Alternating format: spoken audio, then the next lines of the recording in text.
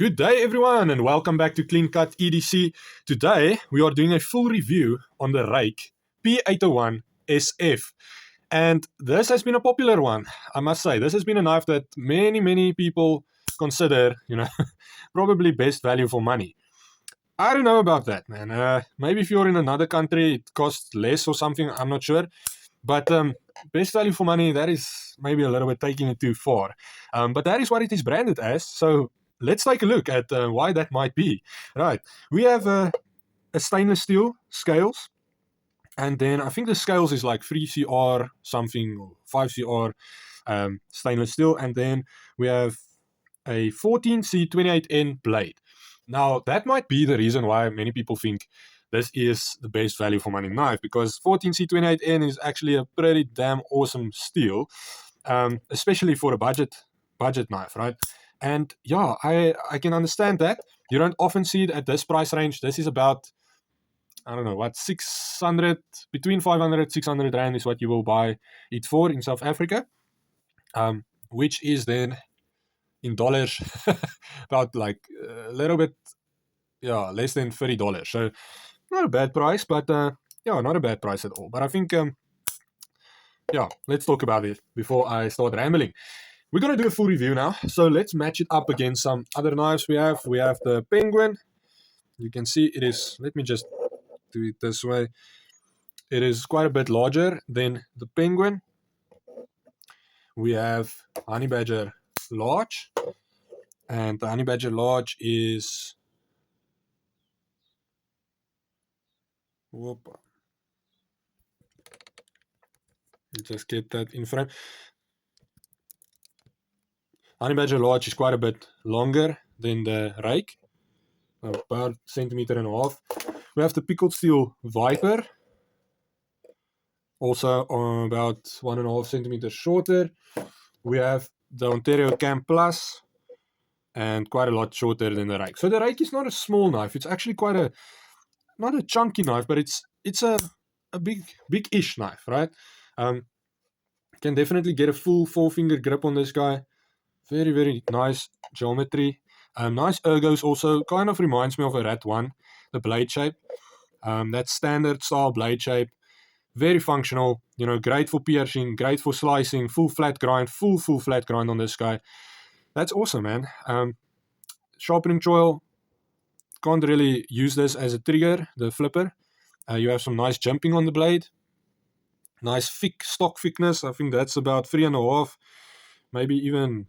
about 3.5 millimeters. We have a blade width. Let's check the blade width. Is 2.5 centimeters. Handle width is just over 2 centimeters. Handle thickness. Now this is going to be a kicker. 9 millimeters. So very thin knife, right? Very thin knife. I'm almost unsure sometimes on how how this all can only be 9 millimeters. That's crazy, man. It's a very thin knife. Frame lock knife, not liner lock, frame lock. And frame locks are usually a little bit on the stronger side. So a little bit on the stronger side, usually. But if you have a beast of a liner lock, then it might be about the same in strength, right? Okay-ish cutout with the frame. I think it's a little bit, a little bit overkill. The slit is maybe a bit large, and I don't like these holes they had to drill to cut it. Deployment is horrible. It is honestly just terrible. I freaking hate it. I've been getting more used to the finger flicking it, staying off the frame. But you'll see this with most knives, right? Most frame lock knives, they have this sort of they have the pocket clip running over the frame to keep your hands off the frame, which is what you want and what you need, because now if I am opening this guy, I'm pressing the frame lock detent ball into the blade. So I am basically fighting myself, which is like the craziest design, man. I mean, why would you do that? So they had to adjust this pocket clip somehow. I understand they wanted to keep it deep carry, but I would move it down just a nick to rest just above that hole there. And then you will be able to actually rest on the pocket clip instead of on your frame. But I've sort of learned how to kind of, adjust myself for that. But that's not what you want. You don't want to adjust yourself for it. You want them to think about where your hand is going to be, right? With regards to the flipper tab, honestly, I almost want to say the front flick, like the thumb flick, is better once you have the groove than the flipper tab. The flipper tab it's horrific. It is honestly just the worst flipper tab that I've felt on a knife. What you want is something like this. This is the pickled steel Viper, right? My hand just slots in there comfortably, rests on that flipper tab, and goes. Where with this guy, you have a little, like a 90-degree angle, and then you have this little sharp edge or sharp little tip here. It's freaking uncomfortable, man. It's honestly just terrible. The reverse flick, however, is fantastic. That is actually an awesome way to deploy this knife. It's really a lot better than the other two deployment methods. If you can stay off that frame, it works just fine. But it's still not. I expect more from this company. I expect more from knives at this stage. Your deployment is basically your seller on a knife, right? It's the materials and then it's the action, and that's basically it. So the materials is fine. The action is horrible. The action, once it goes. It runs on, I think it's phosphor bronze washers, yes. And that's okay. My hand on these scales doesn't feel that slippery, but it is a lot more slippery, obviously, than FRN G10, my Carta, or wood. So it's not ideal, maybe, especially when using this probably for food prep or around oily things. You're gonna slip, definitely. If your hands are oily, this is not gonna be your friend.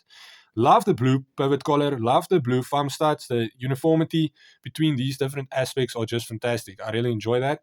I think it's a good looking knife, in my opinion. It's really a good looking knife.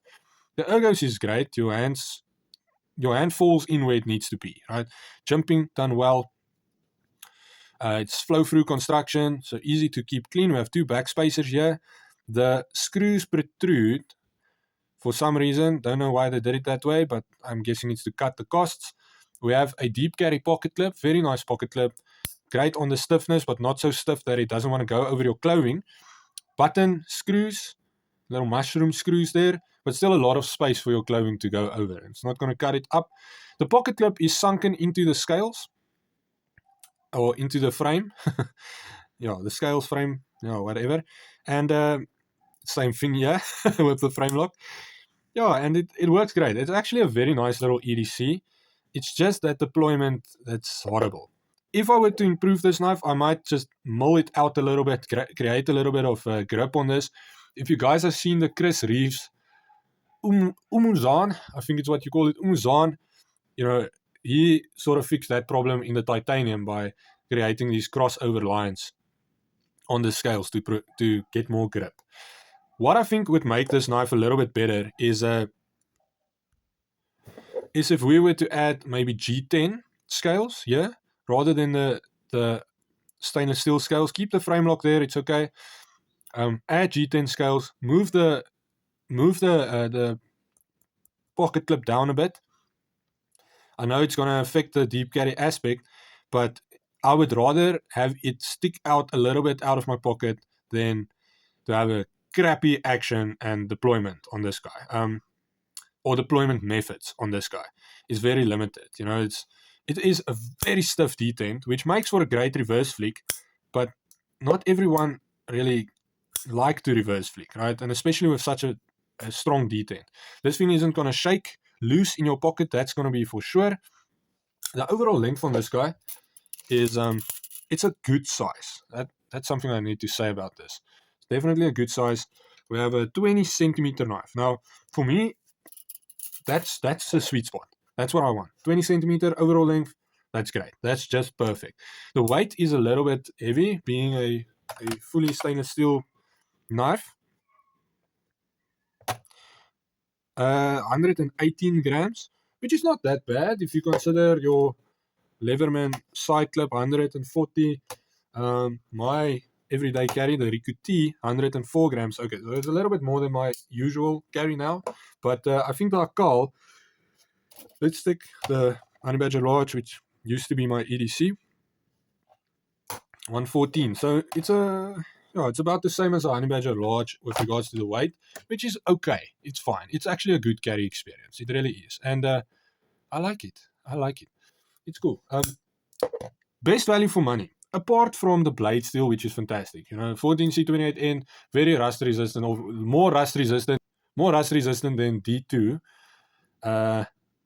more rust resistant than HCR.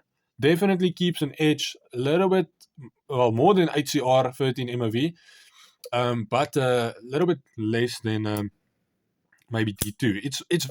I think it's quite comparable actually to 154 CM. I think 154 is a bit better with regards to edge retention and toughness, but 14C28N is actually really a fantastic steel. It's pretty good. Love the stonewash all around on the scales and the blade.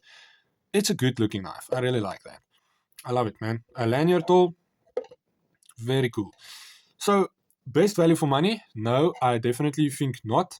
Apart from a blade steel, that's basically the only thing making this knife special, in my opinion, is just the blade steel for the price. But we are seeing, knives coming into that sub 700 Rand range, which also have 14C28N, or 800 range, which also have 14C28N. That's like what, $40-50. So I think if you maybe spend 100 Rand more, you can get a lot more or a lot better knife with the same blade steel, or even maybe, if you're lucky, a better blade steel.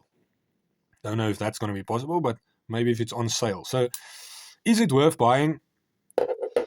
Yes, I don't know, man. It's difficult. I don't regret it, but I think if you have a Rat 1, then you would appreciate this knife. This is very comparable for me. Hard working knife, actually.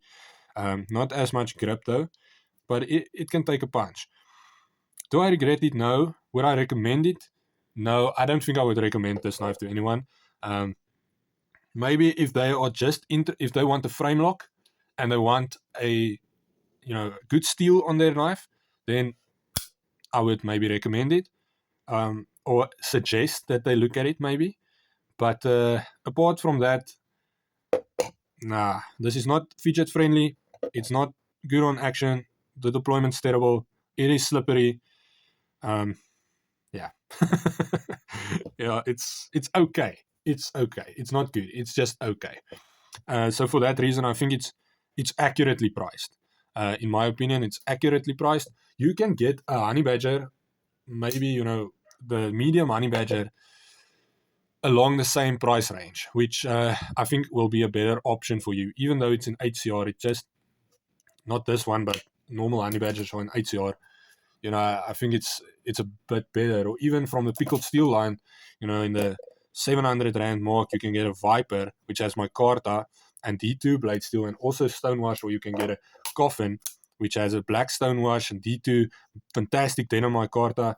Or you can spend a little bit more than your rate, get yourself a Penguin, also runs on washers, also a great worker, D2 blade steel, great micarta, it's fantastic.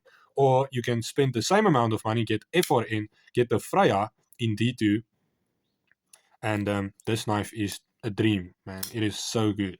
So good. It's also known in other countries as the Remet Peacock, which is a better option. Or you can buy yourself two Ontario Cam Plus knives.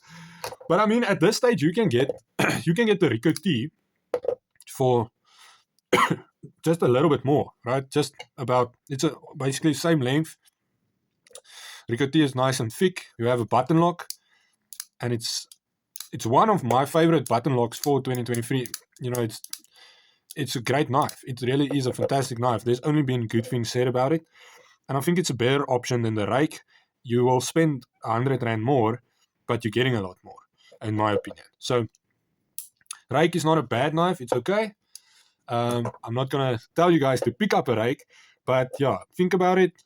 Maybe if you get it on a special, it will make a good gift to someone. But yeah, don't really suggest it. Okay. Righto, guys, have a knife day. And remember that no knife means no life.